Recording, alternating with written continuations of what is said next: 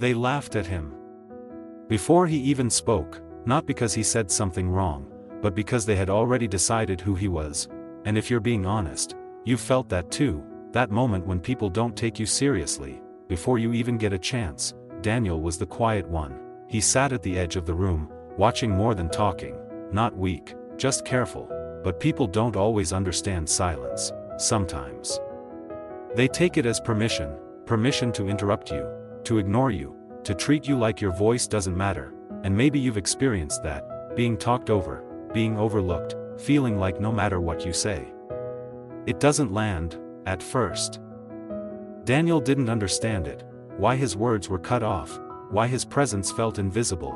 But over time, something changed. He stopped questioning them, and started questioning himself. Maybe I'm not important. Maybe I don't deserve to be heard. That's how it starts. Not all at once, but slowly. You speak less, you hold back more, you shrink yourself, just to avoid being ignored again. And if you're there right now, you already know how that feels. But here's what most people don't realize: every time you stay silent when you shouldn't, you're teaching people how to treat you. Daniel didn't see that at first. He thought staying quiet would protect him, but instead, it erased him. People talked over him, dismissed him, ignored him completely, and the more he accepted it, the more it happened. Until one night, he sat alone in his room, staring at his reflection, and something inside him shifted. Not anger, clarity. He realized something simple but powerful: no one was coming to fix this for him, and more importantly, people were treating him exactly how he had allowed them to.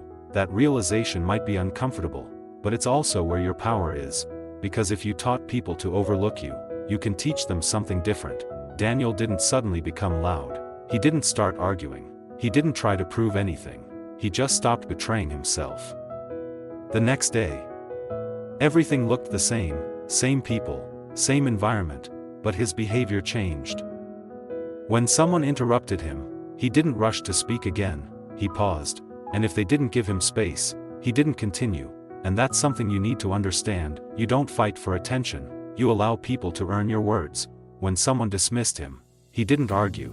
He simply stopped offering his energy, because not everyone deserves access to you, and you need to be honest with yourself about that. When someone tried to disrespect him, he didn't react emotionally. He stayed calm, or he walked away. And that's not weakness, that's control, that's self-respect. At first, nothing seemed different, but slowly, things began to shift. People hesitated. They noticed when he stopped engaging. They felt the absence of someone who no longer needed their approval.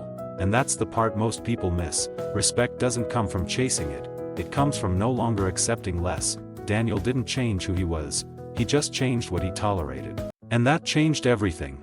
The same people who ignored him started listening. The same people who dismissed him started respecting him, not because he forced them to, but because he showed them. He respected himself first. And if there's one thing you take from this, let it be this: you don't need to be louder. You don't need to prove yourself.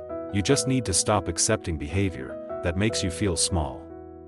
Because the moment you choose yourself, fully, quietly, unapologetically, people feel it, and they adjust.